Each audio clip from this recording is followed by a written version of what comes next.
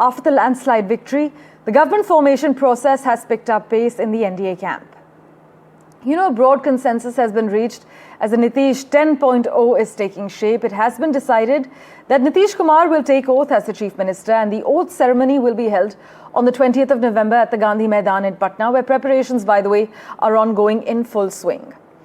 Prime Minister Modi and Chief Ministers of the NDA-ruled states will attend this swearing-in ceremony, and around 1 lakh people are expected at this event. Sources have told us that leaders of Nitish Kumar's Janata Dal United have held talks with Union Home Minister Amit Shah and BJP Chief JP Nadda in Delhi, and it's been decided that the BJP is likely to retain 2 Deputy Chief Minister posts and the Speaker post.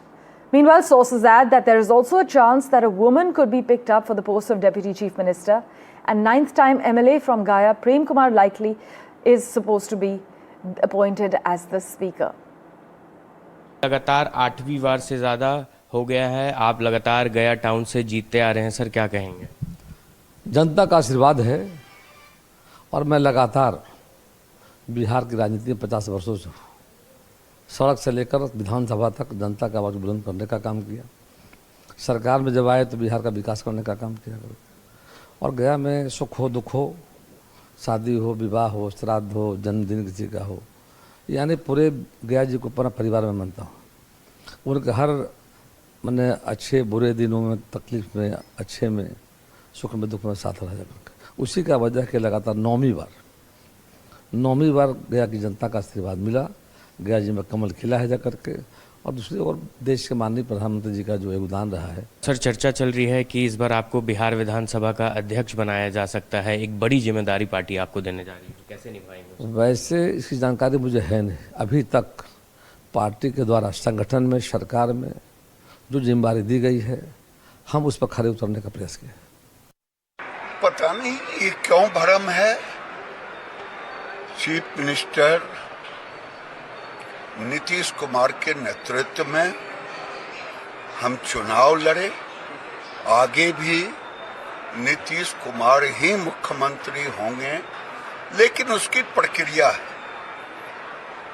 BJP की अलग बैठक होगी, जदयू की अलग, NDA के सभी दलों की अलग अलग बैठकें होगी, फिर सब मिलकर निर्णय लेंगे। एनडीए की बैठकों में नेता का चुनाव होगा, और मैं पूरा विश्वास के साथ कह रहा हूं कि नीतीश कुमार ही मुख्यमंत्री। बिहार के वो तो तय हो चुका है, आप लोग देखे होंगे क्या आपस में बातचीत हुई है, और जीत जिस तरह से हुई है लोगों का, 89 सीट बीजेपी को और 84 सीट जदयू को, उसी रेशियो में मंत्री पद भी बांटा गया है।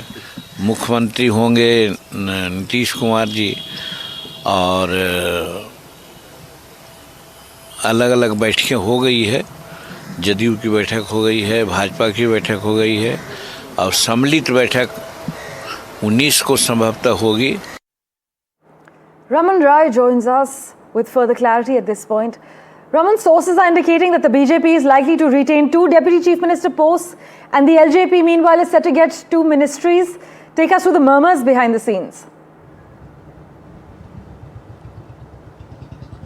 Exactly, Parmeshwar, the way the NDA had got the major win in Bihar Assembly election, it shows the people's faith in NDA, and that's why the BJP emerges as the largest single party, and JDU at the second spot after winning 84 seats. So after that, BJP is likely to hold 2 deputy chief ministers inside the NDA, and the post of speaker may be also go to the BJP Prem Kumar, the 9th-time MLA from the Gaya. He will going to become as the speaker in the upcoming government in the Bihar, and BJP is likely to retain 2 of the deputy chief minister posts. Earlier we also saw in the 2020 that BJP hold 2 deputy chief minister in their side, and after that also BJP retained 2 two deputy chief ministers with Samrat Chaudhary and Vijay Sinha in the Nitish Kumar's cabinet. So today is a very important day in Bihar where the legislative meeting of the JDU and the BJP will take place, and after that